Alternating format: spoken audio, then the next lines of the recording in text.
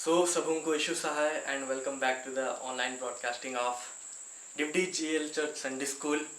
और इस सुबह मैं आप लोगों को बहुत बहुत धन्यवाद देना चाहूँगा कि आपने अपना समय निकाला और जो हम इस समय की संडे स्कूल नहीं जा पा रहे लेकिन हम अपने घर बैठे परमेश्वर हमारे लिए उपाय किया कि हम घर बैठे हम संडे स्कूल को अटेंड कर सकते हैं और संडे की आशीष जो हमारे लिए है वो हम परमेश्वर के द्वारा हम लोग ले सकते हैं। तो आइए आज हम इस संडे स्कूल को शुरू करने से पहले हम प्रार्थना में जाएंगे और हर एक चीज़ हम परमेश्वर के हाथों में सौंपेंगे और हर एक चीज़ का नियंत्रण वही ले। आइए हम प्रार्थना करें। जीवित महान पिता परमेश्वर, इस वक्त प्रभु जी हम आपको हृदय से धन्यवाद देते हैं आज के सुंदर दिन के लिए। प्रभु जी हम आपको धन्यवाद देते हैं कि पिता आपने अपने अनुग्रह से पिता हम हर एक को संभाला है और निश्चय पिता परमेश्वर इस भयानक बीमारी के समय में पिता परमेश्वर जिससे पिता पूरे विश्व में हाहाकार मचा हुआ है, प्रभु जी आपने हम हर एक को पिता परमेश्वर अपने छत्र छाया में सुरक्षित रखा है। प्रभु आपको हम पिता इस बात के लिए धन्यवाद देते हैं। राजा आज के इस सेशन को पिता हम आपके हाथों में सौंपते हैं। होने पाए पिता हर एक का नियंत्रण पिता परमेश्वर हम आपको देते हैं और प्रभु जी पिता हर एक का नियंत्रण पिता आपके हाथों में रहे। हर एक के मन हृदय को पिता परमेश्वर आप ही खोलिए और पिता परमेश्वर मैं खुद को भी आपके हाथों में सौंपता हूँ। जो कुछ भी आप मेरे द्वारा बताना चाहते हैं प्रभु जी वो पिता परमेश्वर लोगों तक पिता परमेश्वर पहुँचे और आशीष को लाए। प्रभु जी धन्यवाद देते हर एक बातों के लिए और यह प्रार्थना आपके बेटे यीशु मसीह के सामर्थ्य नाम में मांगते हैं। सुनिए और स्वर्ग राज में ग्रहण कर लीजिए, आमीन। तो आइए आज का जो हम वचन है हम वचन की ओर जाए और हमें वचन मिलता है मत्ती 17 और उसका 14 से लेके 21 तक। मैथ्यू चैप्टर 17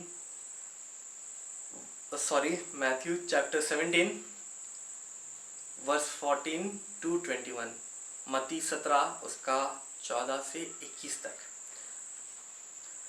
तो आइए हम देखें कि इसमें किस प्रकार लिखता है।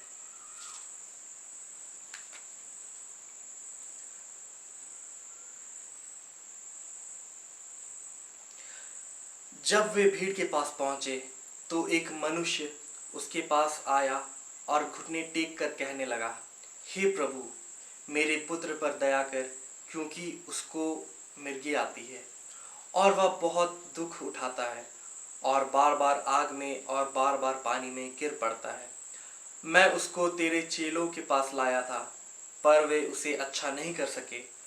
यीशु ने उत्तर दिया, हे अविश्वासी और हठीली लोगों, हे अविश्वासी और हठीले लोगों, मैं कब तक तुम्हारे साथ रहूँगा, कब तक तुम्हारी सहूँगा, उसे यहाँ मेरे पास लाओ।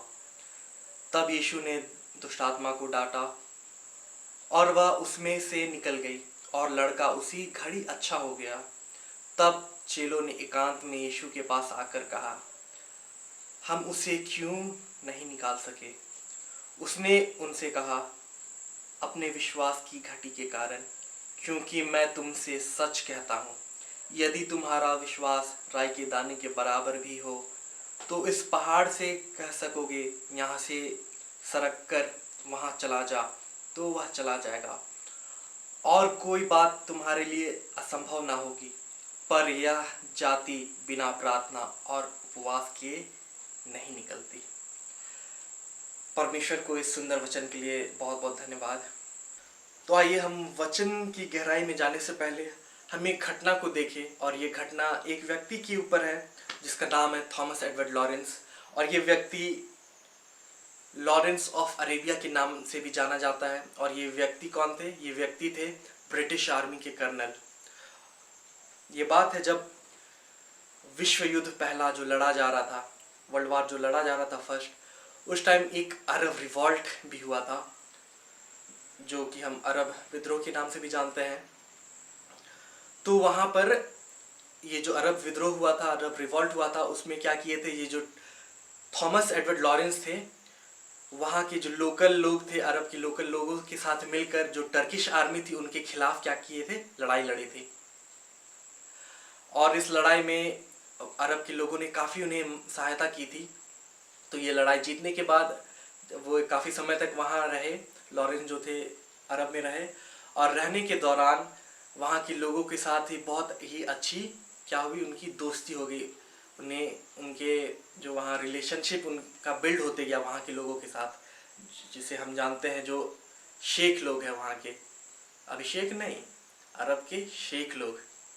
तो उनके साथ उनकी दोस्ती अच्छी हो गई और फिर कुछ समय बाद वो क्या करते हैं, वो अपने देश में ले जाते हैं किसको, वहाँ के शेख लोग को, कि जब इन्होंने मेरी सहायता की, इन्होंने मेरे इतने सपोर्ट किया, तो मैं क्या करूं, मैं इन्हें अपने देश ले जाके मैं इनके कामों को क्या करूं, अप्रिशिएट करूं, मैं उन्हें अपने लोगों के बीच में क्या करूं, इन्हें ऑनर करूं। तो जब वे ले जाते हैं तो वहाँ फिर वो पार्लियामेंट में जाते हैं और उन्हें क्या करते हैं, क्वीन से भी मिलाते हैं वहाँ के। और फिर जब आखिरी दिन रहता है तब थॉमस जो रहते हैं वो उनसे पूछते हैं, आपने मेरी बहुत सहायता की, आपने ब्रिटिश आर्मी की बहुत मदद की, तो आप क्या चाहते हैं, आप जो चाहते हैं आप मुझसे मांग सकते हैं, मैं आपको दूंगा। तो यह बात सुन के जो अरब के लोग थे वे उन्हें क्या करते हैं, होटल के रूम में ले जाते हैं और उसके बाद फिर वहाँ बाथरूम में ले जाते हैं। और वहाँ जो एक बाथटब था, बाथटब में एक फॉसेट लगा हुआ था, फॉसेट जो हम नल भी कह सकते हैं, टैप भी हम कह सकते हैं। तो वो जो फॉसेट था, जो नल था, उसकी ओर इशारा करते हैं और क्या बोलते हैं, हमें क्या चाहिए, हमें वो चाहिए। तो इस बात को सुन के जो कर्नल रहते हैं वो बहुत ही अचंभा हो जाते हैं कि भाई तुम मुझसे बाकी सब भी चीज़ मांग सकते हो, मतलब ये नल क्या करोगे भाई, मतलब अरे कुछ बड़ा मांगो, सोना चांदी मांगो, मैं तुम्हें रईस बना दूंगा, तुम वो सब मांगो, ये नल क्या।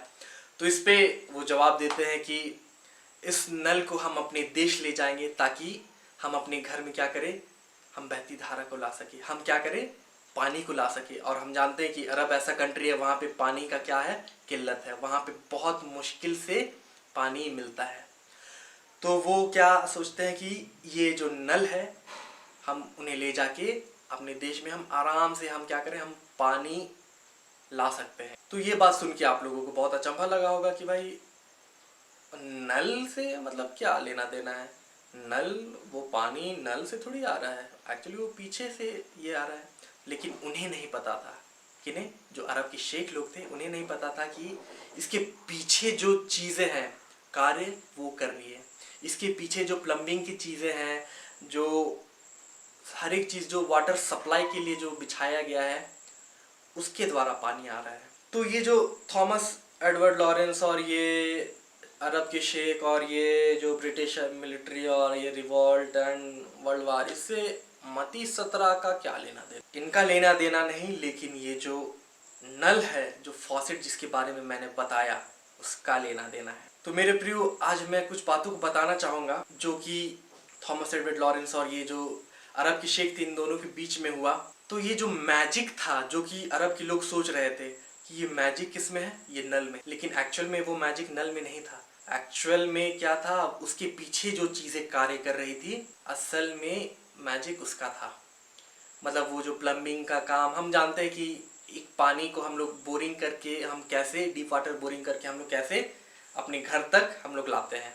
तो लेकिन वो क्या करते हैं, वो सोचते हैं कि वो जो नल है ये कुछ गजब का चीज़ है भाई, मतलब बहुत मस्त है, इससे पानी आ रहा है, अपन लोग क्या करते हैं, इसको ले जाते हैं। लेकिन अगर वो नल को केवल ले जाते तो जाहिर सा बात है पानी नहीं आता, चाहे वो नल 24 कैरेट गोल्ड का हो या फिर चांदी, सोना, पीतल, जिसका भी, हीरा का ही क्यों ना, कोहिनूर का भी बना हुआ क्यों ना हो, अगर उसके पीछे वाटर सप्लाई नहीं होता तो उस नल से क्या होता, पानी बिल्कुल नहीं। मतलब नल नहीं तो जल नहीं। ओ कूल, वाटर राइमिंग।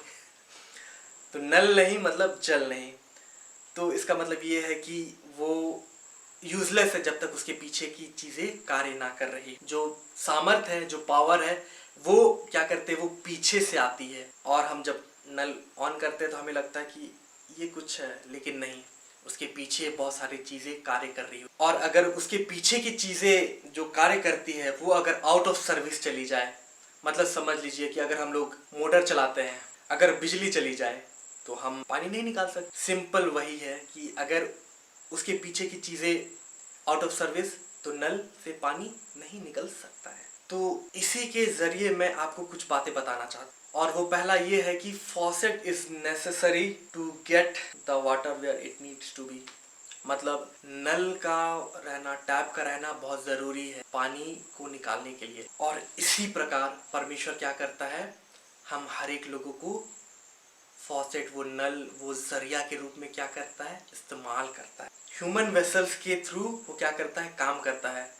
वेसल्स अगर हम लोग नहीं जानते हैं तो मैं आप लोग को याद दिलाना चाहूँगा कि हम लोगों ने पढ़ा होगा इस बात को कि जो हमारे अंदर में हमारा ब्लड सर्कुलेशन है, ब्लड वेसल्स, तो हमारे शरीर में हर एक अलग अलग अंग में खून कैसे पहुंचता है, वो ब्लड कैसे पहुंचता है, वो उन्हीं ब्लड वेसल्स के थ्रू आता है। अगर वो ब्लड वेसल्स नहीं रहे तो शायद हमारे शरीर में खून नहीं रहेगा। तो उसी प्रकार क्या करता है परमेश्वर, हमें जरिया बनाता है, हम लोगों को क्या करता है, दूसरों तक आशीष का कारण बनाता है। हमारे द्वारा क्या करता है परमेश्वर, दूसरों तक वचन पहुंचाता है। और परमेश्वर चाहता है कि हम वो जरिया बने। परमेश्वर के पास सारा चीज़ प्लान्ड है, सारा चीज़ उसके पास, जितना भी वो हो सकता है वो सारा चीज़ उसके पास पूरा है। लेकिन वो क्या चाहता है, एक जरिया चाहता है। और वो जरिया कौन है, हम और आप है। आइए हम एक वचन को देखते हैं जो हमें मिलता है यूहन्ना 7:38, जॉन 7:38। ये वचन आप मेरे साथ निकाल सकते हैं, और जिनके पास बाइबल ना हो तो कृपया करके वो उठ के बाइबल उठा के लेके आए, क्योंकि एक भी मिनट या एक भी सेकंड पार नहीं होगा, क्योंकि आप पॉज करके जा सकते हैं। तो आइए हम एक वचन को देखेंगे जो कि हमें मिलता है यूहन्ना 7:38, और उसमें इस प्रकार कहता है, जो मुझ पर विश्वास करेगा, जैसा पवित्र शास्त्र में आया है, उसके हृदय में से जीवन के जल की नदियां बह निकलेंगी। देखिए इसका मतलब क्या है, परमेश्वर हम हर एक लोगों को वो जरिया बनाना चाहता है जिसके द्वारा क्या हो, हमारे द्वारा जीवन की जल की नदियां बहे। और अगर हम ध्यान दें तो जो मुझ पर विश्वास करेगा, जैसा पवित्र शास्त्र में आया है, उसके हृदय में से जीवन जल की नदियां बह निकली। तो अगर हम ध्यान दें तो सेकंड लाइन में लिखता है, उसके हृदय में से जीवन के जल की नदियां बह निकलेंगी। आप समझ रहे हैं, अभी जो मैंने नल, जो फॉसेट के बारे में बताया, वो क्या है, ये हमें जो यूहन्ना 7:38 है वो बताता है। वो फॉसेट क्या है, वो जरिया क्या है, हमारा हृदय। हमारा हृदय के द्वारा ही जीवन जल की नदियाँ क्या होंगी, बहेंगी। हमारे हृदय के द्वारा ही लोगों तक परमेश्वर की आशीष पहुंचेगी, लोगों तक परमेश्वर का वचन पहुंचेगा, लोगों तक परमेश्वर का आनंद पहुंचेगा। जो इस संसार में गुम है, जो डूबे हुए हैं, जो लोग अशांति में जी रहे हैं, परमेश्वर हमारे हृदय के द्वारा उस जीवन जल को निकालना चाहता है, ताकि उस जीवन की धारा उस लोग तक पहुंचे और वो लोग भी क्या करें, उस जीवन जल के द्वारा आशीष को पाए। अगर हम देखें तो परमेश्वर इस चीज़ को, सारा चीज़ को, वो जो पीछे का कार्य है वो कर सकता है, उसके पास सारा प्लान है। लेकिन वो क्या करता है, वो एक ह्यूमन वेसल, परमेश्वर चाहता है कि उसकी जो आशीष है वो सारा उसके पास क्या है, प्री प्लान्ड है। वो कब ये करना चाहे, वो रेडी है कि कब मैं अपनी आशीष, कब मैं अपना ब्लेसिंग लोगों के ऊपर उंडेल दूँ। लेकिन वो चाहता है एक जरिया, वो हमें और आपको और बाकी लोगों को भी क्या चाहता है, एक जरिए के रूप में चाहता है, ताकि हम क्या हो, उस आशीष को उनके तक पहुंचा सके। बहुत सारे केस में एक ही चीज़ है जो कि परमेश्वर की जो आशीष की धारा है उसे रोकती है, वो क्या रहती है। मेरे साथ अब वचन निकाले, दूसरा राजा 4 उसका 6, और इसमें इस प्रकार लिखता है, जब बर्तन भर गए तब उसने अपने बेटे से कहा, मेरे पास एक और भी ले आ। उसने उससे कहा, और बर्तन तो नहीं रहा। तब तेल रुक गया। तो हम ये घटना को जानते हैं कि ये कब हुआ। ये जो एलीशा एक विधवा के घर में वो जाता है और वो पूछता है कि बताओ मैं तुम्हारे लिए क्या करूं। तो उस समय वो तेल उंडेला जा रहा होता है और वो धारा जो थी तेल की, वो बहते रहती है। और जैसे जैसे लोग बर्तन लाते हैं वो क्या करता है, उसमें भरता जाता है। तो जब भरता है तो उससे कहती है, जैसे हमने पढ़ा, जब बर्तन भर गए तब उसने अपने बेटे से कहा मेरे पास एक और भी ले आ। उसने उससे कहा और बर्तन नहीं है। तब क्या हुआ, वो जो तेल क्या हुआ, रुक गया। यहाँ पे देखिए, वो वेसल जो पतीला या फिर हम कह सकते हैं बर्तन, बर्तन की कमी के कारण क्या हुआ, वो जो परमेश्वर की आशीष थी, जो एक रूप में बोल सकते हैं, वो जो तेल का जो निकलना था, जो तेल का भरना था, वो क्या हुआ, रुक गया। अगर बर्तन रहता, अगर पतीला रहता तो वो और भी क्या होता, वो भरते जाता। लेकिन यहाँ पे हमने देखा कि कैसे बर्तन की कमी के कारण क्या हुआ, तेल रुक गया। तो आज अगर हमारा कमी है, अगर मनुष्य वेसल, जो ह्यूमन वेसल है, जो एक पात्र है, एक जरिया है, अगर उसकी कमी है तो परमेश्वर की क्या होगी, उसका जो प्लान है वो एग्जीक्यूट नहीं हो पाएगा। वो चाहता है कि हम एक वेसल के रूप में इस्तेमाल किए जाए, हम एक पात्र, एक जरिया के रूप में इस्तेमाल किए जाए उसके राज की बढ़ोतरी के लिए, उसके राज के कार्य के लिए। तो परमेश्वर चाहता है कि वो हम हर एक लोगों को ढूंढे और हमारे थ्रू लोगों तक पहुंचे, लोगों तक कार्य करे, लोगों तक मूव करे। जैसे हम जानते हैं पेंतिकोस्ट के दिन में क्या हुआ था, हजारों लोगों के ऊपर पवित्र आत्मा का सामर्थ क्या हुआ था, उंडेला गया था। क्या था, वो भरे जा रहे थे, filling, they all were filling with the holy spirit. वो क्या थे, पवित्र आत्मा के द्वारा भरे जा रहे थे, ताकि वे अगले के लिए भी आशीष का कारण बन सके। आइए हम एक वचन को देखते हैं जो हमें मिलता है यशायाह 43:13, और उसमें हमें इस प्रकार मिलता है, मैं ही परमेश्वर हूँ और मैं भविष्य में भी मैं ही हूँ, मेरे हाथ से कोई छुड़ा ना सकेगा, जब मैं काम करना चाहूँ तब कौन मुझे रोक सकेगा। देखिए, डेफिनेटली जैसा परमेश्वर काम करना चाहता था वो क्या किया, उस पेंतिकोस्ट के दिन में उन लोगों पर क्या किया, पवित्र आत्मा का सामर्थ को उंडेला। और अगर हम देखें तो यहाँ पर एक और घटना को देखते हैं, जिसमें हम सॉल के बारे में जानते हैं कि वो दमिश्क की ओर जा रहा था।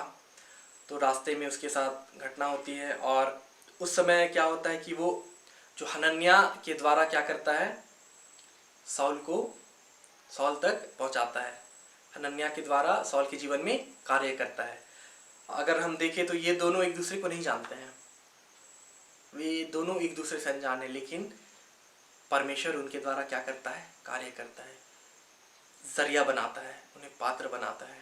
और अगर हम देखें प्रकाशित वाक्य की पुस्तक में, तो उसमें जो यूहन्ना हमें बताता है कि God wept that he had no man, उसके पास क्या नहीं था, उस जो उद्धार की किताब, जो बुक ऑफ रेवलेशन, जो बुक ऑफ साल्वेशन था, उसे खोलने के लिए कोई मनुष्य नहीं था।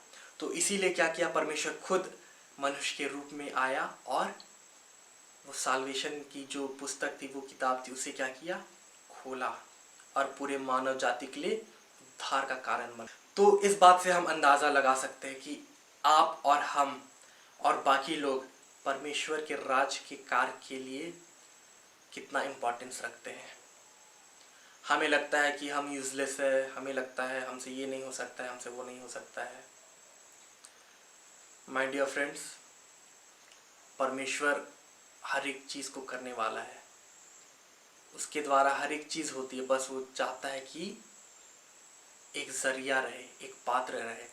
और अगर हम देखें, अगर आप सोचते हैं कि हमसे कुछ नहीं हो सकता, हम यूजलेस, जैसे हम क्या, मुझे एक एक्शन सॉन्ग याद आ रहा है, मेरा नाम सो एंड सो, मैं हूँ यूजलेस। वैसे ही कभी कभी हम भी सोचते हैं कि आई एम यूजलेस, मैं किसी काम के नहीं हूँ, मैं किसी काम का नहीं हूँ। तो हम अगर बाइबल में देखें तो बाइबल ऐसे लोगों से भरी हुई है जिसमें हम देखते हैं कि कोई भी व्यक्ति परफेक्ट नहीं था। बहुत सारे ऐसे हमारे पास एग्जाम्पल्स हैं। सोचिए, मुझे एक बात याद आती है, जो कि मूसा क्या करता था, वो हतलाता था। वो बोलने में मतलब वो अच्छी तरीके से फ्लो में नहीं बोल सकता था, लेकिन सोचिए परमेश्वर क्या किया, उसे चुना। किसे? मूसा को। बावजूद उसके कि वो बोल नहीं सकता था अच्छे तरीके से, वो फ्लो में नहीं बोल सकता था, वो हतलाता था, लेकिन उसने क्या किया, मूसा को चुना अपने लोगों को बचाने के लिए। परमेश्वर हमारा जॉब इंटरव्यू नहीं लेता है, वो हमें डायरेक्टली अपॉइंट कर देता है। बस हमारा हृदय क्या होना चाहिए, परमेश्वर के लिए खुला होना चाहिए। तो आइए हम आगे और बातों को देखते हैं। और एक चीज़ है कि परमेश्वर क्या करता है, वो अपना आत्मा का जो सामर्थ है, वो अपना स्पिरिट बिना जरिया काम नहीं करता, बिना जरिए के वो कार्य नहीं करता। मैं नल का एग्जांपल के साथ बता रहा हूँ। तो हम जो नल है, हमें इस बात को हमेशा याद रखना होगा कि हम बस एक जरिया है, हम में कोई खूबी नहीं, लेकिन जो खूबी है किस में है, वो परमेश्वर में है। There's no magic in me, there's no magic in you। वो सामर्थ की बात सिर्फ और सिर्फ किस में है, परमेश्वर में है। अगर परमेश्वर का सामर्थ बंद हो जाए, अगर परमेश्वर अपना सामर्थ को लोगों तक पहुंचाना बंद कर दे, तो उसके द्वारा क्या होगा, वो कार्य नहीं होगा। और हम में कितनी भी खूबी रहे हमारी नज़र में, हम फिर भी क्या रहेंगे, यूजलेस। जैसे अभी मैंने याद दिलाया, मेरा नाम स्वयं सो, मैं हूँ यूजलेस, मैं बुद्धू, सबसे बुद्धू मैं हूँ, एक ज़ीरो। लेकिन यीशु मसीह के आने के बाद क्या हो गए, आप लोग जानते हैं। आप सभी मेरे साथ बोल सकते हैं, मैं बन गया हीरो। अगर आपको लगता है कि अभी भी आप में कुछ खूबी है, तो आप इस वचन को ज़रूर से पढ़ें, जो हमें मिलता है रोमी की पुस्तक और उसका अध्याय 7 और पद संख्या 18। रोमी 7 उसका 18, और उसमें इस प्रकार लिखता है, क्योंकि मैं जानता हूँ कि मुझ में अर्थात मेरे शरीर में कोई अच्छी वस्तु वास नहीं करती। इच्छा तो मुझ में है, परंतु भले काम मुझसे बन नहीं पड़ते। देखिए कि कैसे परमेश्वर हमें बता रहा है, ये वचन हमें बता रहा है कि हमारे शरीर में, हम में कोई भी अच्छी वस्तु वास नहीं करती, हम में कोई भी अच्छाई नहीं है, लेकिन परमेश्वर उसके बावजूद भी क्या करता है, हमें एक पात्र, एक जरिया के रूप में परमेश्वर इस्तेमाल करता है। सामर्थ कहाँ से आ रहा है, परमेश्वर की ओर से आता है, जो कि हमें, अगर हम दूसरा कुरिन्ती 4:7 में पढ़ेंगे तो हमें इस बात का पता चलता है कि परमेश्वर ही हर एक चीज़ का सामर्थ्य देता है। और अगर हम रोमी 12:3 में देखें, तो उसमें हम ऐसा पाते हैं, 12:3, क्योंकि मैं उस अनुग्रह के कारण जो मुझको मिला है, तुम में से हर एक से कहता हूँ कि जैसा समझना चाहिए उससे बढ़कर कोई भी अपने आप को ना समझे, पर जैसा परमेश्वर ने हर एक को विश्वास परिणाम के अनुसार बांट दिया है, वैसा ही सुबुद्धि के साथ अपने को समझे। तो हमने देखा कि यहाँ पे सारा चीज़ क्या है, परमेश्वर के अनुग्रह के द्वारा ही है, और हम खुद को परमेश्वर से बढ़कर ना समझे। भले वो हमें इस्तेमाल करता है, इसका मतलब ये नहीं कि हम बढ़कर है, हम प्रेज वर्दी है। कभी कभी लोग आपके पास आएंगे और वो आपको, आपके कामों को प्रेज करेंगे, वो आपके कामों की बहुत ही ज़्यादा वाहवाही करेंगे, लेकिन एक चीज़ हमें हमेशा याद रखना है, the glory belongs only to the Lord. परमेश्वर को ही सारी महिमा देनी है हमें, चाहे कुछ भी हो। आइए हम डिसाइपल्स के बारे में हम सीखते हैं, कि जैसे हमने मत्ती 17 और उसका 14 से 21 तक पढ़ा, और उसमें हमने देखा कि कैसे यीशु मसीह उस बालक के अंदर से दुष्ट आत्मा को निकालता है। लेकिन अगर उससे पहले हम देखेंगे तो वो व्यक्ति जो था, वो क्या करता है, पहले उस जो वहाँ पे जो चेले थे, यीशु मसीह के चेले थे, उनके पास ले जाता है, और वो हम जैसे उसमें पाते हैं कि ये नहीं कर पाए, मतलब इनसे नहीं हो सका। उस समय क्या होता है, परमेश्वर उन पे क्या करता है, वो उन पे नाराज होता है कि तुम कब तक हे अविश्वासी और हठीले लोग, ऐसे करके वो उन्हें डांटता है। तो यहाँ पे ऐसा क्या था कि अगर हम देखें, जो वहाँ उसके जो चेले थे, डिसाइपल्स थे, अगर हम ध्यान दें तो ये जो घटना घटा है, ये जो यीशु मसीह जो चमत्कार किया, अगर हम इसका सीक्वेंस देखें तो इससे पहले यीशु मसीह 20 से ज़्यादा चमत्कार कर चुका था। अगर हम ध्यान दें तो ये जो बालक के अंदर से दुष्ट आत्मा निकालने का ये जो चमत्कार था, ये 27 या फिर 28 नंबर पे था। उससे पहले भी जितने बार भी यीशु मसीह ने जितने बार भी चमत्कार किया, उस समय वहाँ उसके साथ चेले उपस्थित थे। पहले ही जो पहला चमत्कार था काना नगर में, हम सभी जानते हैं, वहाँ पर भी क्या हुआ था, वहाँ पर यीशु मसीह के चेले क्या थे, वहाँ पे उपस्थित थे। तो ऐसा क्या था कि इतने दिन बाद भी, इतने समय बाद भी जो यीशु मसीह के चेले थे, वो उस बालक के अंदर से जो दुष्ट आत्मा थी उसे क्या कर नहीं पा रहे थे, उसे निकाल नहीं पा रहे थे। तो हम आगे देखते हैं, हम वापस उसी मत्ती 17 में जाते हैं और हम देखें कि 19 में देखते हैं, तब चेलों ने एकांत में यीशु के पास आकर कहा, हम उसे क्यों नहीं निकाल सके। वो उनसे पूछ रहे हैं कि हम उसे क्यों नहीं निकाल सके। और अगर हम ध्यान दें तो जैसे अभी मैंने बताया कि पहले से उसके चेले क्या थे, यीशु मसीह के साथ हर जो भी चमत्कार होता था, जो भी आश्चर्य कर्म यीशु मसीह करते थे लोगों के बीच में, वहाँ पर उनके चेले हमेशा उपस्थित रहते ही थे ऑलमोस्ट। लेकिन भी ऐसा क्या था कि यीशु मसीह के साथ उनको देखने के बाद भी वे क्या कर नहीं पा रहे थे, चमत्कार, वो दुष्ट आत्मा को नहीं निकाल पा रहे थे। और अगर हम देखें तो उस समय भी इसमें देखें तो जो यीशु मसीह के चेले, वो हो सकता है बहुत कॉन्फिडेंस में थे, बहुत कॉन्फिडेंट थे उनके अंदर, बहुत ही नहीं हम कर लेंगे भाई, हम हमारे साथ यीशु मसीह घूमता है, हमने यीशु मसीह को देखा है करते हुए, मतलब भाई हमसे हो जाएगा, मैं कर लूँगा। और उसी टाइम क्या होता है, उनके चेले फेल हो जाते हैं, वे नहीं कर पाते।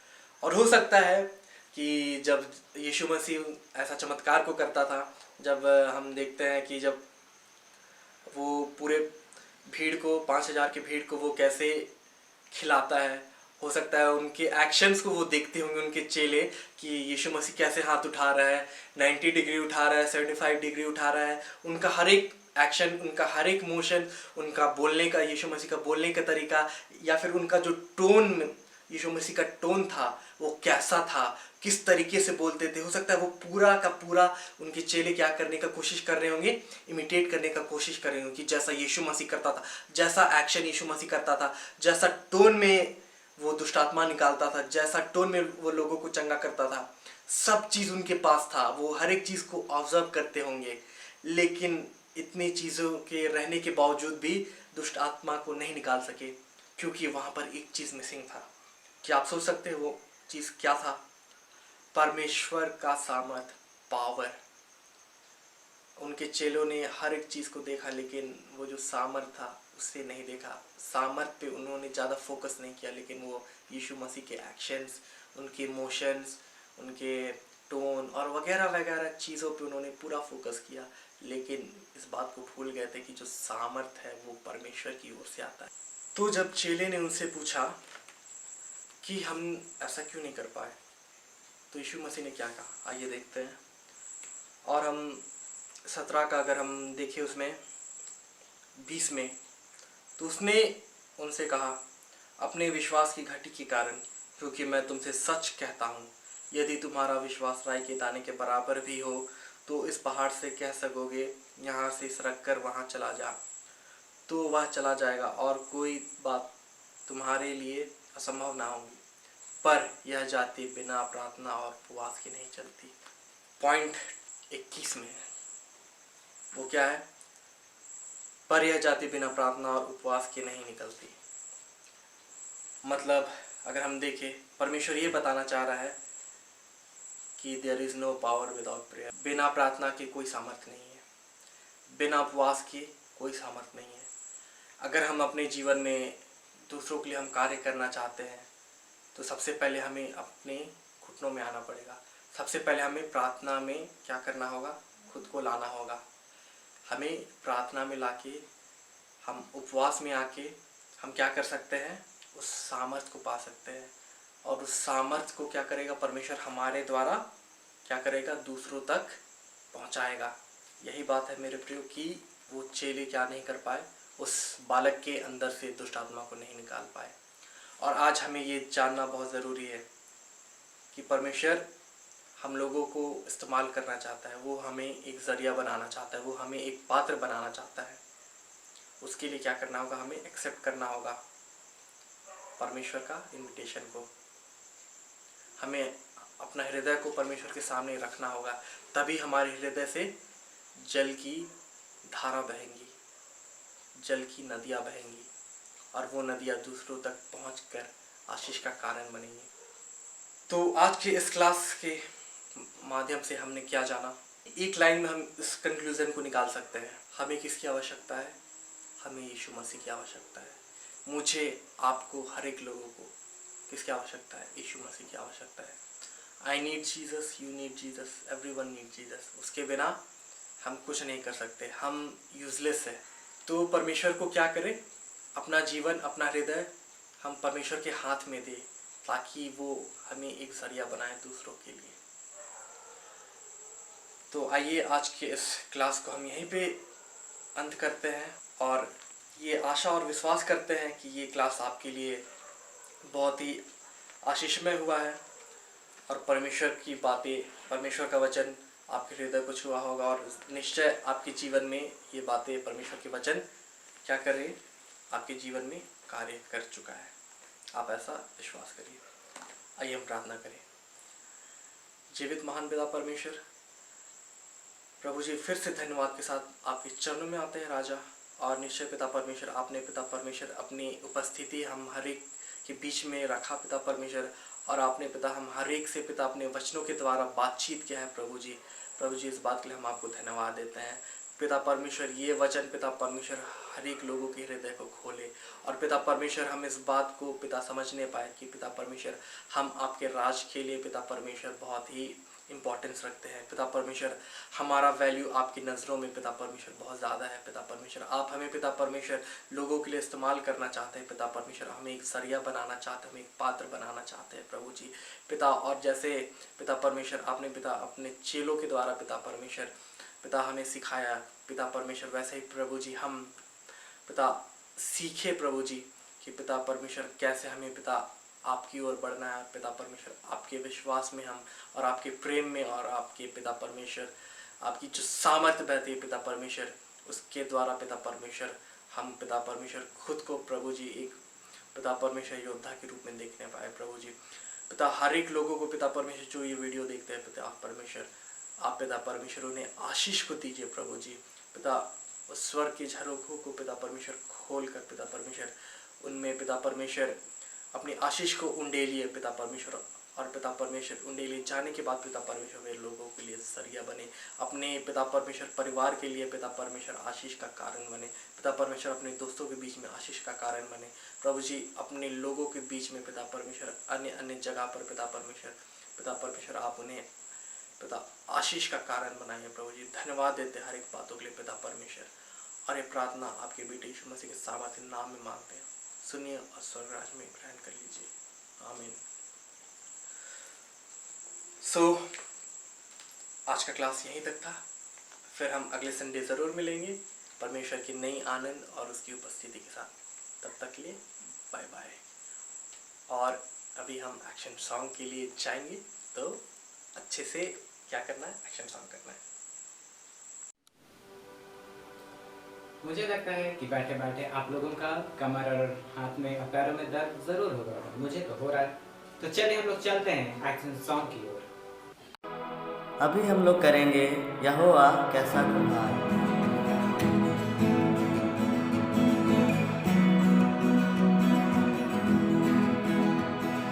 यहोवा कैसा कुम्हार है, यहोवा कैसा कुम्हार, यहोवा कैसा कुम्हार है, यहोवा कैसा कुम्हार। मिट्टी को सान सान मान से बनाया, मिट्टी को सान सान मान से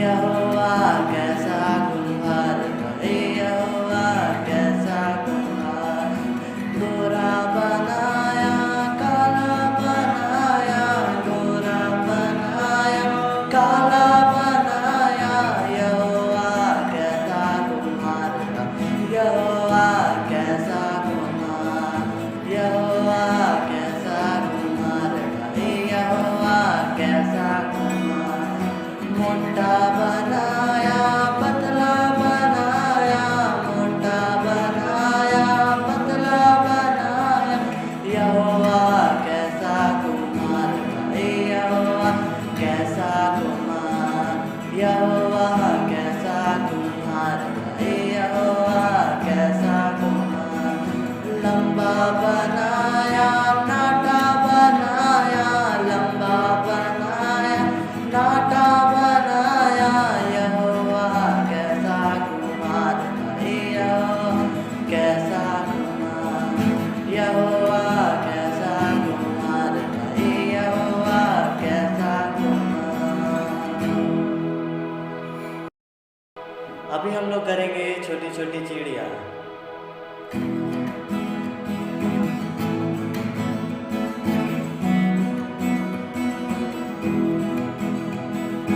छोटी छोटी चिड़िया, छोटी छोटी चिड़िया, तुम्हें इतना सुंदर किसने बनाया, छोटी छोटी चिड़िया, छोटी छोटी चिड़िया, तुम्हें इतना सुंदर किसने बनाया,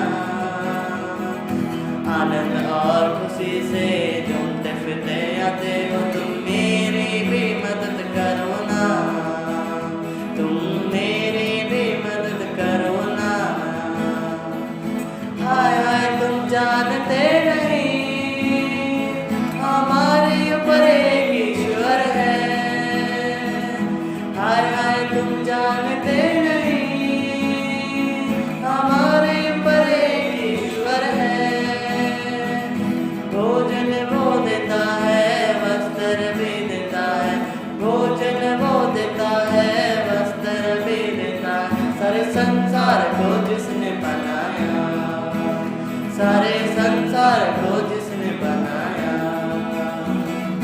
छोटी छोटी चिड़िया, छोटी छोटी चिड़िया, तुम्हें इतना सुंदर किसने बनाया, छोटी छोटी चिड़िया, छोटी छोटी चिड़िया, तुम्हें इतना सुंदर किसने बनाया, आनंद और खुशी से झूमते फिरते आते हो, तुम मेरी भी मदद करो ना, तुम मेरी भी मदद करो ना।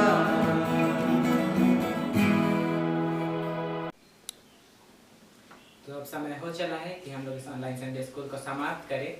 तो आइए हम लोग इस आराधना के अंतिम गीत गाएंगे साक्षी वाणी से, गीत नंबर 290, बुरा काम न करो बोलो मत क्रोध से।